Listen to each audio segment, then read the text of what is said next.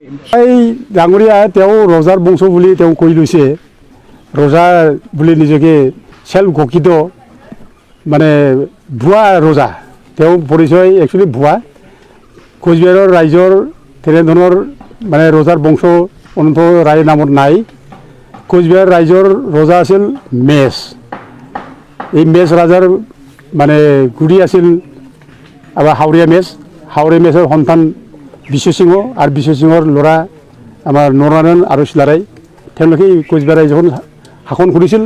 আৰু এতিয়াও এই কোচবিহাৰ ৰাইজৰ বংশ যিসকলক মানে নৰনাৰায়ণৰ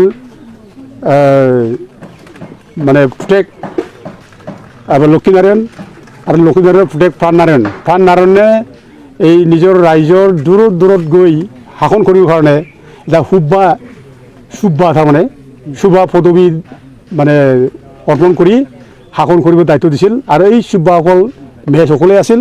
এতিয়াও এই সুব্বা পদবীধাৰী মেচসকলে এতিয়াও এই চাথালিত জলপাইগুৰি ডিষ্ট্ৰিক্টৰ চাথালিত আছে। তেওঁলোকে মানে সলসলীয়া বড়ো ভাষা মেচ ভাষাৰ কথা কয়।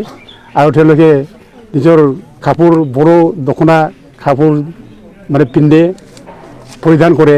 গতিকে আমাৰ এই যে কোচবিহাৰ ৰাজ্য বড়ো ভাষাই আছিল মেচবিলাকৰ আছিল। এই অনন্তৰায় ডাঙৰীয়া যে ক'ৰ পৰা ৰাজৰ বংশ ওলালে এইটো আৰ্টিফিচিয়েল চেল্ফ ঘোষিত ৰাজা। ইয়াত মানে কোনো তথ্য নাই, ইয়াত কোনো যুক্তিযুক্ততা নাই। তেওঁ ভুৱা। আৰু তেওঁক মানে আমাৰ অমিত শ্বাহ ডাঙৰীয়াই আমাৰ ৱেষ্ট বেংগলৰ মমতা দিদিৰ যিটো ৰাজনীতি এই ৰাজনীতিক মানে টপল ডাউন কৰিবৰ কাৰণে তেওঁ চক্ৰান্ত কৰিছে। আৰু এই চক্ৰান্তৰে তেওঁক অনন্তৰায় ডাঙৰীয়াক ব্যৱহাৰ কৰিছে।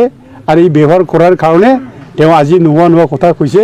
আৰু যিটো কথা কৈছে যে কোকৰাঝাৰ আৰু বঙাইগাঁও আৰ-চোৱেল গোৱালপাৰা তাৰমানে ধুবুৰী জিলাখন এই মানে গ্ৰেটাৰ কোচবিহাৰ ৰাজ্যত সোমাব বুলি কৈছে। এইটো মিছা কথা, ভুৱা কথা। এইটো কেতিয়াও নহয়।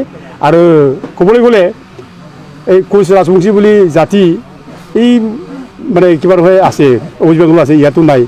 আমাৰ ইয়াত যিসকল ৰাজবংশী বুলি কৈছে তেওঁলোকেতো অৰিজিনেল ৰাজবংশী নহয়।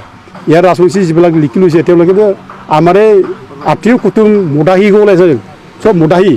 ইয়াৰ আমাৰ এই অঞ্চলত যিমানবোৰ আছে ডিমল গাঁও, জীয়াজিৰি, খালীপুখুৰী আৰু বালাগাঁও এই অঞ্চলৰ যিমানবোৰ বৰ্তমান যিবিলাক ৰাজবংশী টাইটেল লিখিছে তেওঁলোকে মদাহীহে। নহয় কথা নোহোৱা কথা আমি যিখিনি হিচাপ কৰিম এইটো নহয়, অবাস্তৱ। এইটো নহয়েই, কেতিয়াও নহ'ব নোৱাৰে। কেন্দ্ৰীয়